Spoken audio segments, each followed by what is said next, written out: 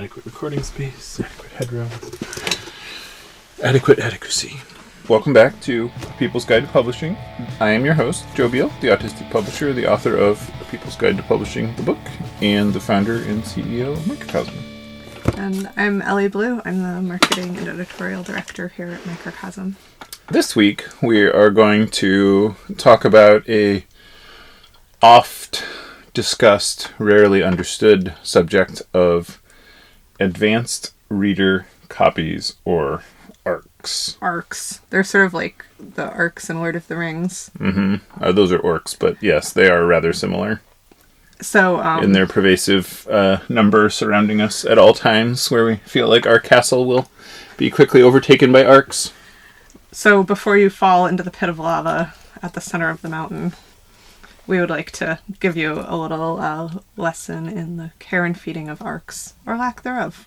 So if you've been following the New York Times coverage, or even just the general news coverage about Trump's niece's expose book about all of the ways that he tried to be a selfish a-hole throughout life, you would have probably uncovered the rarely understood timelines of publishing, which is basically that even a year prior to publication, most books have a more or less finished edit and, layout even. And then the publisher goes through and does proof corrections and, tightens it up and makes it a little prettier. But you may see sometimes, if you hang out at bookstores, everybody does, that there are often poorly produced copies of books that have maybe a lesser production value than the final copy. And those are called advanced reader copies. And often it says advanced reader copy, not for sale. Yeah. But bookstores sometimes sell them anyway. But you may wonder, why would this thing that is not for sale be produced? And the number one reason is to create the ever-elusive buzz.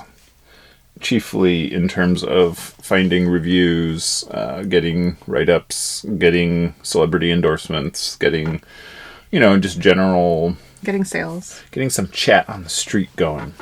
Yeah. It's not quite for sales. I guess it is kind of for sales, that's true. Booksellers get ARCs too. Yeah, so basically, when a publisher has a book coming out, they'll print whatever version of the book they have, 9 to 12 months in advance? Or like 4 to 6, but yeah. Sure. And they'll print it into an object that looks like a book, and they'll print anywhere from dozens to hundreds to even thousands, and they'll mail them to reviewers, they'll make them available to booksellers and book buyers, they'll make them available to Instagram celebrities, anyone they can send them to. And the reason for this is because proper review outlets need 4 to 6 months lead time, meaning they have to have that ARC on their desk 4 to 6 months before the book is in stores, so that they have time to read the book, form an opinion on the book, decide if they're going to feature the book, decide if they have upcoming coverage or topical issues or content that would pair well with that book. And, generally to give people enough time to do something more than, I looked at the book and it looks like it's about this. So ARCs do work that way, but the reality is that the ARC machine has gotten out of control. There's almost an ARC's arms race. And I think my guess about that is that publishers are having trouble knowing how to promote their books. And as book reviewers there are fewer and fewer paid book reviewers, professional book reviewers, and more competition for them. So your ARCs aren't really getting their bang for their buck, but instead of printing fewer ARCs and sending out fewer ARCs, publishers are printing more and sending out more. Whenever we go to a trade show, there's just tables and tables of just stacks of ARCs, and some of these ARCs are nicely produced. I got an ARC of a young adult novel that was a major publisher was pushing it above all their other books, and it had 6-color printing. And so this is what we mean when we say the invading army of ARCs is really is often outnumbering the attendees at these shows. There are literally more ARCs than there are people. And then the result is that the market is flooded. People who do review books and do consider books for purchase are overwhelmed with ARCs, and Also, there's more arcs than we know what to do with, and bookstores are starting to sell them, and you can buy them online. And it's starting, like, these free arcs that are given away that do cost money to produce, and that usually are not as good as the book or what the author would want to have in the world representing their book, are being, like, sold in lieu of the book. If you followed this controversy a few years ago, you would remember the story about how Amazon got caught giving away the buy button to third parties, and people that work outside of the industry didn't really understand why that was a big deal, because they're like, what do you care? Like, this person is buying the book, they're reselling the book, you're still getting paid. And the reality of the situation is most of those people are selling ARCs. You know, they're getting ARCs from somewhere else. They can list it for nothing because they paid nothing for it. And it is competing with the finished edited book. You know? Like if you see a book available online before publication date for $4, that's probably, you're probably going to get an ARC. Mm-hmm. But we did eventually decide to just stop. We just don't make them anymore at all.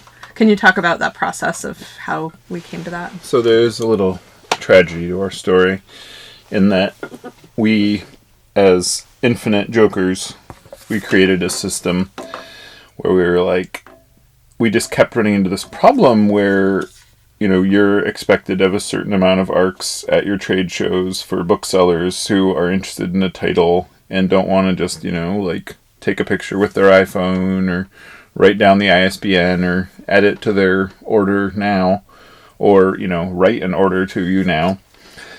They would instead be like, oh, can I take this? And then you're sort of expected to have a certain number of each forthcoming title for free on your table for them to grab. That seems fairly reasonable. But then that then creates this arms race where, you know, there's 8 different trade shows per year, and then there's a national trade show, and then there's another national trade show, and then before long... just thinking about it. This was before COVID, of course. Like, if we followed guidelines, our ARC print runs could exceed our book sales print runs. Jeez Louise. And so that was sort of the point where we were like, okay, we need to dial it back. Because then, you know, the salespeople were also like, please send, you know, 10 copies of each new book to this salesperson who handles this territory. And, you know, we were numbering into the thousands if we had followed guidelines.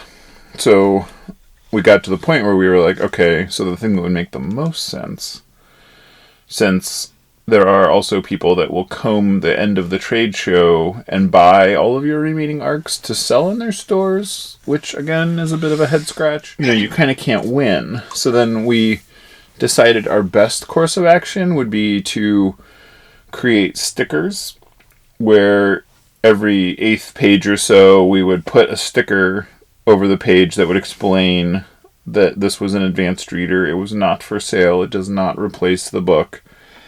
And then we would have a sticker on the back cover copy explaining that you could legally steal the book if you did find it in a bookstore because it was our property, not the store's property. Mm-hmm. And we had a lot of fun with that. And then at the end of the day, we were just like, why are we doing this? It's easier just to have the proper book, have no ARC print run, you know, and just let it be. So, like, the things that we needed ARCs for, we can do more cheaply, and honestly it's cheaper to print the regular book. Yeah. Just because we're printing in larger numbers, and so we may as well just, you know, if there's a reviewer that is excited to review a book, which is a very rare occasion these days, yeah. We'll make them wait for the regular book, or we'll send them a digital galley. And so what we did figure out is that it almost makes more sense to move our proper print run 4 to 6 months earlier. Is honestly easier to do than it is to produce an ARC, which, you know, that was costing us about an extra, I think it was about $3,600 per season, and it just made more sense to move that money into the print run or into employee wages or you know, just about any other place besides printing books to give away and then ultimately throw away. You know, whereas if we are only using finished books, then they're a lot more multi-purpose and versatile. You know, they can become we don't have to leave them at the trade show. We can bring them back with us. We can ship them on, we can sell them. I know it's a novel concept because, this is the trouble of when you get too close and too deep into the industry, it starts to feel like books lose all material value. And that was, I think, the biggest driver for this decision. Yeah, it was to revalue the books. And I mean, ultimately, ARCs are one of many forms of marketing, and we're going to talk about all of those and more in our next episode. Next week. Well, this has been A People's Guide to Publishing. I am your host, Joe Beal, the autistic publisher, author of A People's Guide to Publishing the book. I'm Ellie Blue, and I just say no to ARCs. Mostly. Sometimes I'll take one if that's the only way. If it's a good book. Otherwise, just say no. You gotta be choosy. There's so many books in the world. Thanks for joining us once again. Please send your questions to podcast@microcosmpublishing.com so we can answer them on future episodes. And please give us 5 stars on iTunes and everywhere else that podcasts are reviewed. You can find us on the internet at microcosm.pub. On Twitter at Microcosm. On Facebook at Microcosm Publishing. On Instagram at Microcosm_pub. And here in Portland, Oregon on North Williams Avenue. Thank you so much. Have a wonderful week.